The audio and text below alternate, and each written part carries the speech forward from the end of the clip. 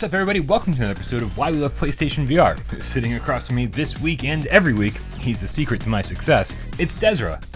I thought I was the soy in your sauce. It's a Michael J. Fox movie. Okay. I don't even remember what it was about, to be honest with you. It was about the secret of his success. And sitting across from me, of course, is Brian Paul. You got that down to a science now. And every week on Why We Love PlayStation VR, we dip into the PlayStation VR archives, the old games. We pick one out at random. We play the crap out of it. We see if it's been improved at all. If the developers have patched it and updated it. Yeah. Or maybe, if you haven't played it. Or added secret hidden levels. Or maybe if you haven't played it, is it worth checking out for the first time? Has it aged well? That said, Desert, what game did we choose this week? Well, this week we're talking about a slightly strange, a candidate for this category. It's a game that's been out for a while, just not for PSVR. It came to PSVR quite recently, and that's Accounting Plus. There it is. Accounting Plus by Crows, and Squanch Games. Yep. Formerly Squanchtendo. Yeah, I can't imagine there was any issues with licensing or not licensing. No problem, no. What's the word I'm looking for? Copyright? Trademark? Yeah, Japan gonna kill you. That's what I was looking for. So Accounting Plus. What you were saying to introduce the show. Yeah. What you were saying, it's been out for a while. Yes. October 18, 2016. Correct. On Steam. On Steam. PSVR. Yep. Now, it was just called Accounting. Just Accounting. We got the plus, so yay. And then fast forward to December 19, 2017. That's like 14 months later. Yep. And we finally got it on PlayStation VR as Accounting Plus. Logo not final. That's actually the full title as you fire up the game. It is. So. Now, just to look at this from an overview perspective, what would you classify this game as? What genre does Accounting Plus fall into? I'm gonna have to say it's the Dreadword experience, actually. Yeah? Yeah, I'm calling this a game is stretching the term game almost past its breaking point. Sure, yeah. But in my review, I called it an escape the room style puzzle game. I guess. I know the puzzles aren't very difficult. No, not at all. But there's so many things hidden in this game that discovering them is sort of escape the room style in terms of discovery. Yeah, I guess. But I think, if I'm sitting down to play this game, I'm not sitting down for, wow, the excellent replayability and puzzle design. It's because I'm enjoying the Justin Roiland's humor. Sure. Yeah. And it is Justin Roiland from Rick and Morty fame. Yes, yeah. But not Dan Harmon. Not Dan Harmon. No, he's not involved with this. This is just Justin Roiland, which I think is an important thing.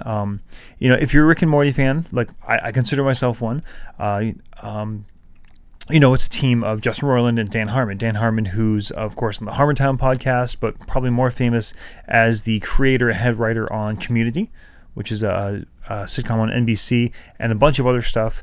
I think he's a brilliant writer. I think he's really one of the most interesting people to kind of listen to talk. He's massively self-destructive, but totally aware of that. So it's a really interesting guy. But I think they're a great team because Justin Roiland has this just crazy, off-the-wall stream of consciousness sort of improvisational humor. And Dan Harmon has this, he brings this sort of like the misanthropy and nihilism, but it's actually covering a really deep love for humanity. And, so working together, you get Rick and Morty. Justin by himself, it's just Crazy Town. Yeah, and Crazy Town definitely describes a lot of the dialogue that you hear in this game. Yeah.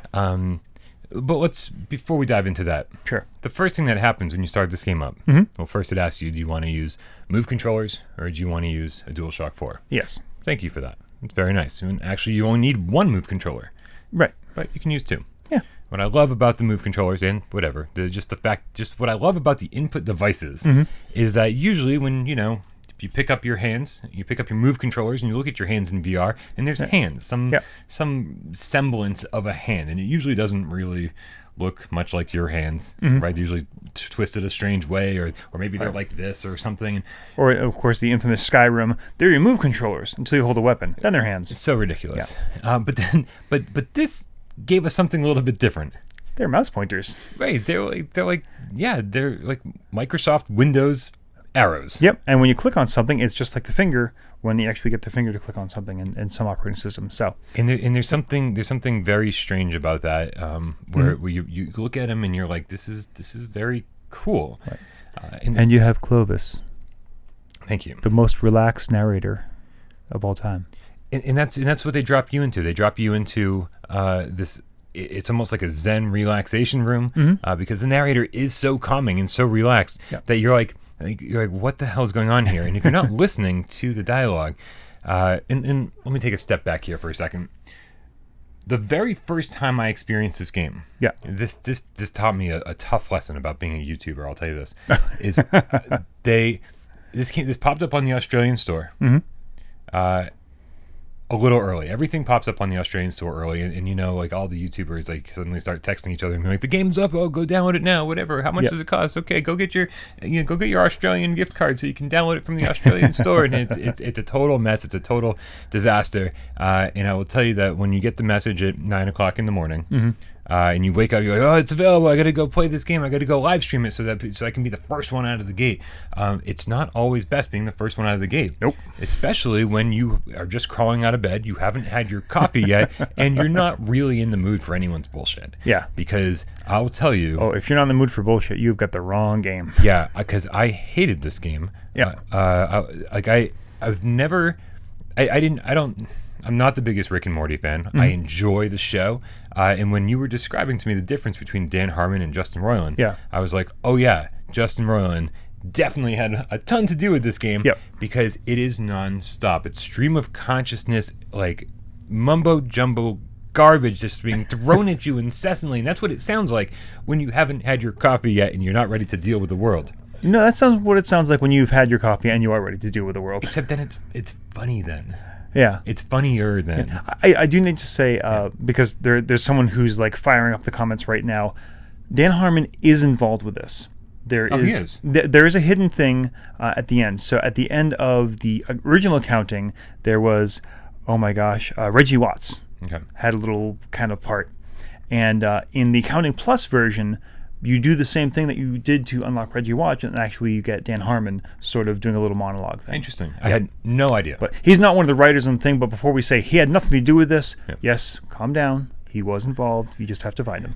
Well, so there I was, and I'm trying to read comments. I'm trying to respond to comments, and I've got this incessantly sporadic dialogue going off in my ear for the whole time for the game. And people just yelling and screaming and talking over each other. The characters in the game talking over each other, and you're like, what is going on? I haven't had my coffee yet.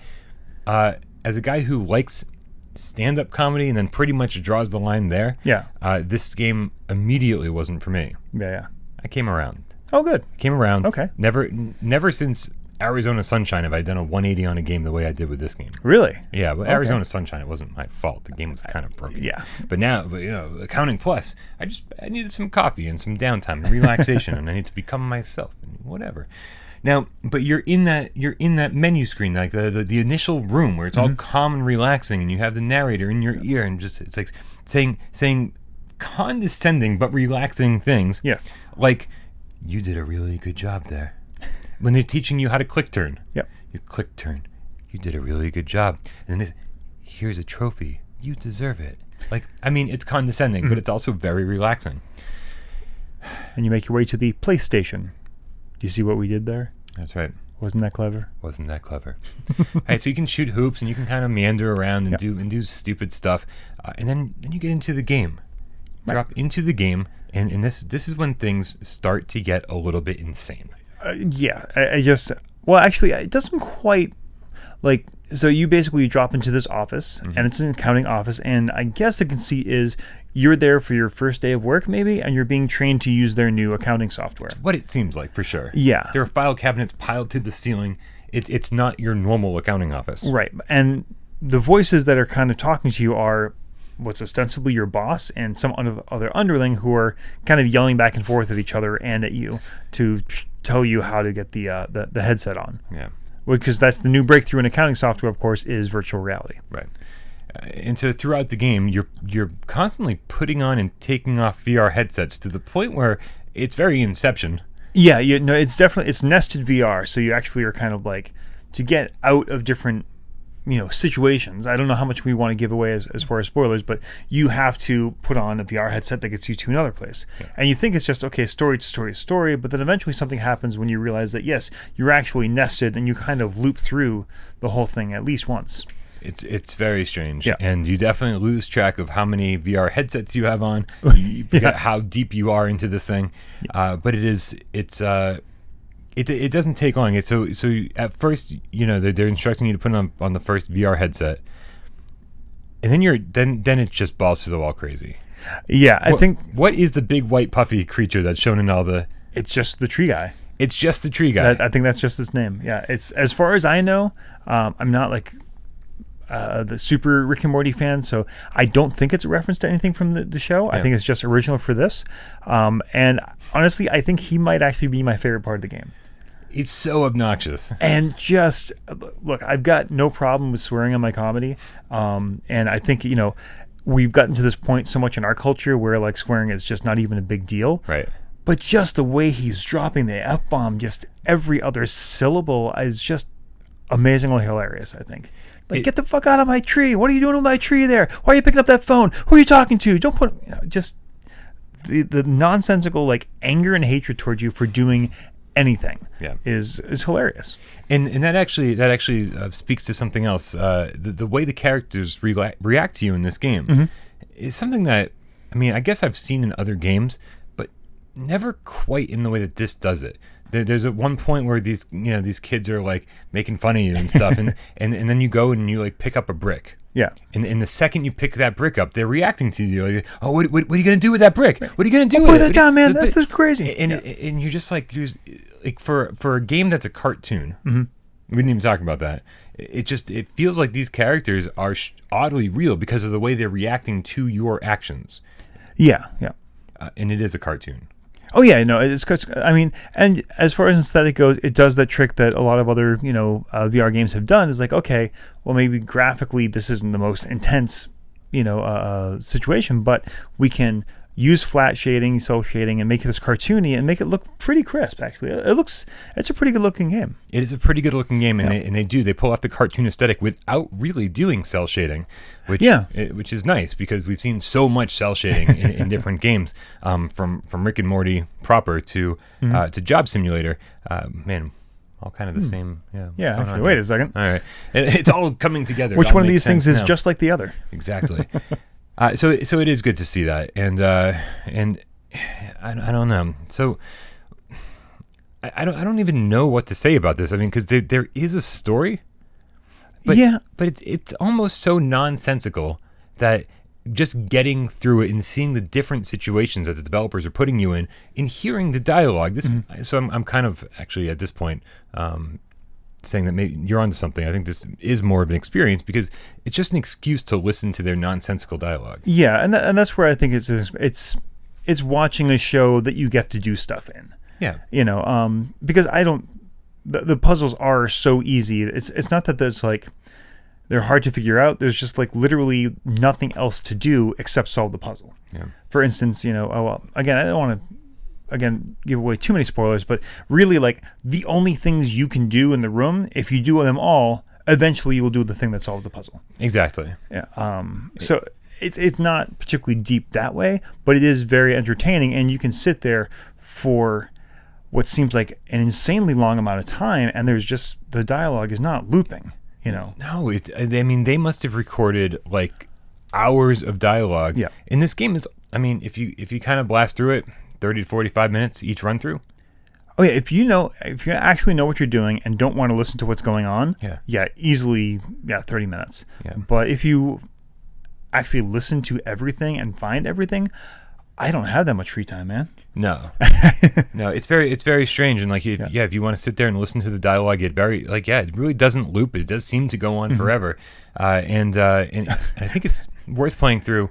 At least twice, maybe 3 times. There was one thing I read. There is a xylophone that you can play. The bones. Yes, the bones. And they actually said because of the fact that there are this many keys and this many combinations, the Accounting Plus actually is the longest game of all time because there's almost literally infinite combinations of keys that you could hit. Yeah. But nothing happens by doing No. different You combinations. just play different music. All right. Yeah. So any game with a piano, that means that Batman Arkham VR is also the longest game of all time. Yeah, and I think, we have been hammering games a lot lately about length. Yeah. And I think this is a game that actually the length is kind of right, especially for, I mean, that's kind of jumping ahead, but for what they're asking for the price, it works. Yeah, we didn't even mention it. It's a $12 game. Yeah. $11.99. And the thing is, it's not, it's $12 for a comedy album. Think about it like that. It's like you're experiencing, if it's a style of comedy you like, then this is a great way to experience it. One thing I think we have to mention Absolutely is the zoo level. If you guys are tuning in because you think we know something about the zoo level, Oh, I know something about the zoo level. well, then by all means. All right. Well, so the zoo level is this rumored secret level that's in the game. Mm-hmm. And in fact, the expansion that came out very recently. The Waterpark added level? The Waterpark level. Yeah. Now, this is where things get really meta, because if you played the game originally the first time, it references a secret level that you have to find. But the secret level isn't really that secret. It's just the next level, and there's a pretty obvious way to find it and get to it. That's not the actual secret level. The actual secret level is the Waterpark level. And that's one that you don't necessarily find if you just play the game through. You have to kind of do something and figure that out. That level is a response to the conspiracy theories on Reddit and Discord about whether or not the zoo level actually exists. Yeah, because the Waterpark edition came out in February, Yes. which was almost 3 months after the original game. Right. Now, ever since it originally came out, if you were on Reddit at all, on the PlayStation VR subreddit, non-stop, every single day, you can still search. You can go for it right now and go search for zoo level on the PSVR subreddit and see the number of people that are just out, doing crazy cipher codes and trying to break every part of the game and doing, finding invisible objects and trying to step through, actually move themselves out of the play area of the game. Deciphering codes in emails, and it's out of control. And but the question, of course, is, and I think everyone watching this is also curious: do you think the zoo level exists? I don't, and here's why. Yeah. The only thing that really annoyed me about this game, and I don't know, maybe I'm just taking it a little too personally, there's a point where you find, let's call him a fanboy. Yep. Of Accounting Plus. Mm-hmm. And at first it's a cute little creepy gag about this person, but it goes on so long and then becomes part of the rest of the game to the point where it's really not just taking a gentle little, hey, you guys are kind of funny sometimes. Yeah. It's kind of betrays a deep hatred for that kind of fan, the really obsessive fan. And to me, it just, knowing his kind of humor, knowing the stuff he does, I think the zoo level is just 100% a troll. Mm-hmm. And the fact that the Waterpark is just about that conspiratorial type of thinking, I think that cements it for me. What did you think of the Waterpark level? I think it was, I don't know. It made me feel a little bit better about the creepy fanboy guy. Yeah. But it's a little bit, I don't mind a creator every once in a while kind of flipping the bird to their fans, but making it like a central part of the game, it just left a bad taste in my mouth. I can totally understand that. It's about the fanboy section that you were discussing. Yeah. But the Waterpark level specifically, which I got to be honest, I did a breaking news report about the Waterpark level and saying, hey, they added a new section to the game. Go check it out. Except I never actually went back and checked it out because I knew this was coming eventually, and this is my excuse to go back and play old games. Let's be honest. If this didn't exist, I would never have a chance to go back and play old games. And so I checked it out today, and I was like, oh, cool. It's like they really could have phoned this section in. They were like, "Hey, it's Waterpark level. It's new. It's a new section." But really, like, it's a ton of stuff to play with. It's a whole new room, a whole new environment, a whole new section of dialogue that just goes on and on and on and on. That was again pretty impressive. And I thought it was pretty funny too, because I mean, referencing Jeff Keighley and the Game Awards. I mean, just like then pulling out not a PowerPoint presentation, but a slideshow, like documenting this and this and this. I was like, this is pretty damn funny. So like, I'm glad that like a solid amount of writing and thought went into their edition. My question is, for a $12 game, I'm curious to know. Let's see, this came out in February, this edition, and now it's April. Yes. Are we done with the free DLC, or are they just going to keep like tacking on? Oh, here's another bonus thing. Here's another bonus thing. I'm very curious to see what this did for the sales of Accounting Plus proper. Yeah, I don't know. I mean, I think the people who are going to buy it bought it anyways when it first came out. Oh, yeah. Absolutely. I don't think you're going to have a big market that's like, oh, wait, they updated the Accounting Plus? Maybe I'll check it out this time. Yeah. I don't think that person exists. But with new PlayStation VR owners buying the headset every single day, and this being like, you know, if you're just cycling through the PlayStation store, you see Accounting Plus, you see it at a $12 price tag, and you got experience, and you keep on moving. You might not even know who's behind it. Yeah. So like to keep bringing attention back to your game for new owners, I think it's important, and also I think it also gives a bit of credibility to the developers. You know, the next time they bring something out, you get to say, oh, these guys supported their game a year after launch. They kept bringing free content out for the people who bought it. Yeah, no, and they're definitely taking care of their audience. Like, I did come down a little hard on the whole hating his fans, but clearly he doesn't actually hate the fans because they made this whole thing, and it's sort of this meta in-joke. It gets really confusing if you think about it too deeply, which I guess is kind of the point, which again now is getting all meta. And I've spun my wheel so hard, I've lost my own point. So one little thing we haven't mentioned yet. What's that? So we've spent a lot of time on Justin Roiland, of course, who's kind of the head writer behind this, but we haven't talked a lot about the developer, Crows. They made the Stanley Parable. Yes. Yep. So, and actually that gets kind of my Des Nugget for today. Oh. So, ever wondered how Des Nuggets. Can I get a 20-piece, please? Well, William Pugh, P-U-G-H, and Justin met. So, William Pugh is actually a British developer. He lives in Yorkshire, I believe. And one day, Justin Roiland was at the offices, or the building that had the offices of Respawn Games. Oh, okay. And he was like, on Twitter, he was like, hey, I'm here at your building. Is there anyone who works here and is also a fan of Rick and Morty? William Pugh, also on Twitter at the same time, decided to have a little fun and say, yeah, I work there.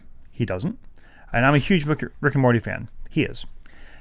So, not knowing that Justin was actually there in the building, Justin said, oh, that's great. Can you come meet me? I'd love to get a tour.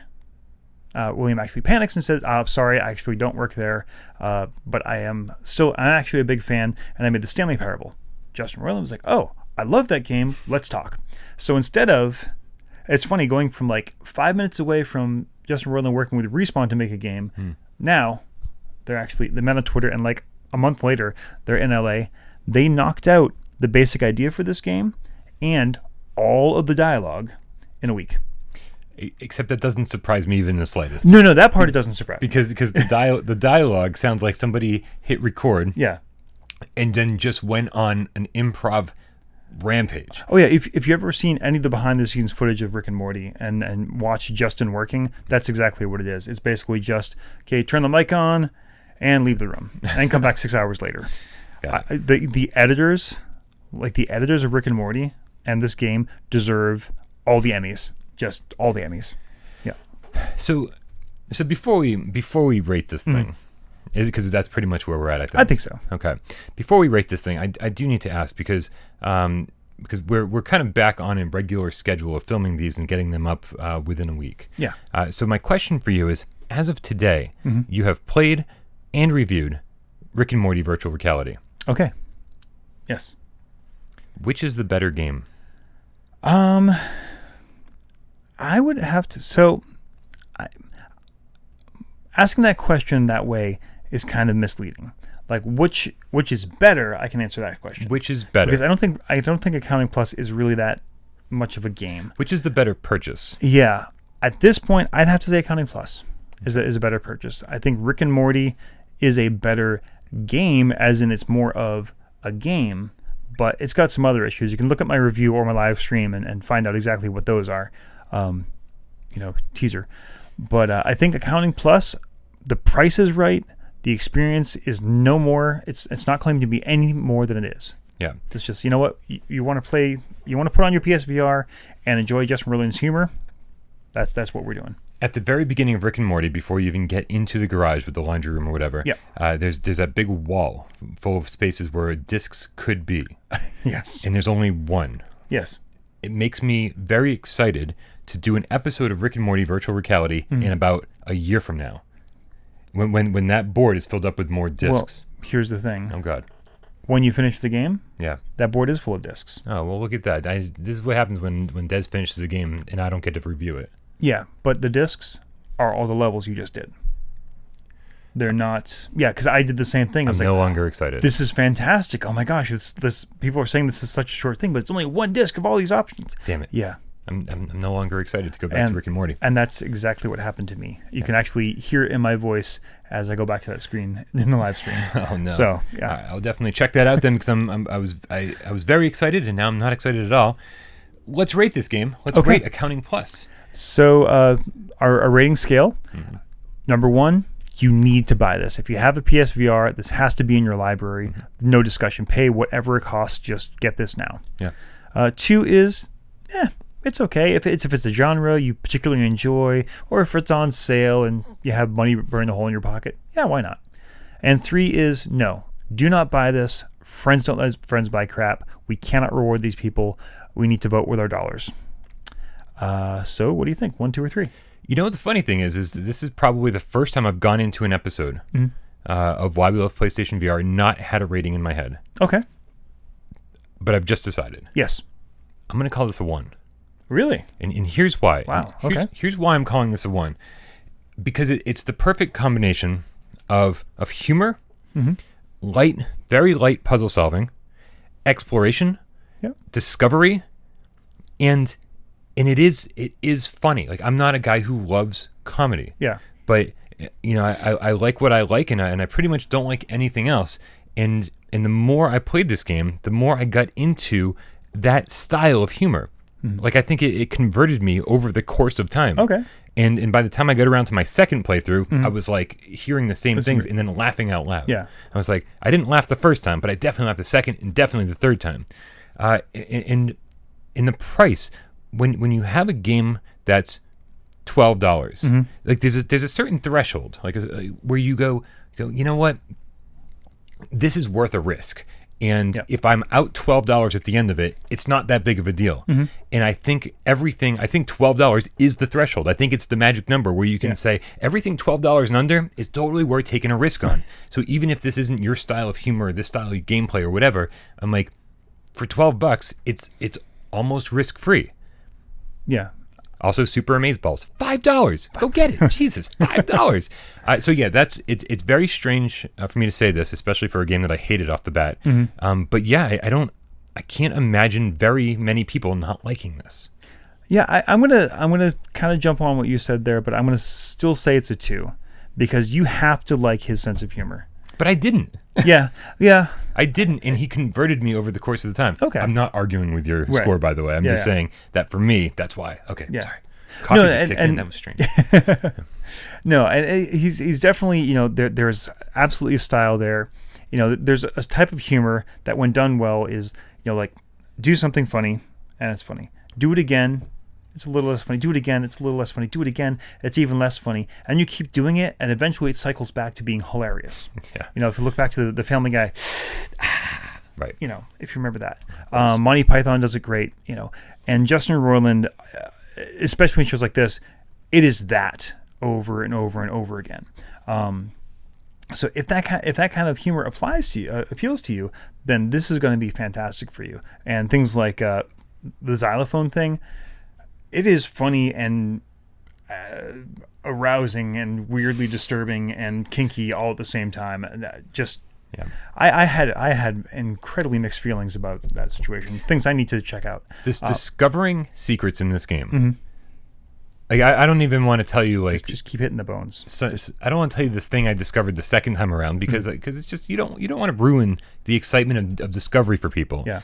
But seeing a whole new section is just of this game. It's an amazing sense of discovery and it's an amazing sense of boy, I stuck out this section long enough to discover something new, and the reward there feels pretty good, especially for a game that's this short. Speaking of which, I feel like this episode is probably longer than the entire game. I think so. I don't know if I said actually my number explicitly, but I'm going to say 2. Oh yeah, I'm going to say I inferred that. Yeah. Yeah, if you really like his kind of humor, absolutely pick it up. And you can't really beat the price.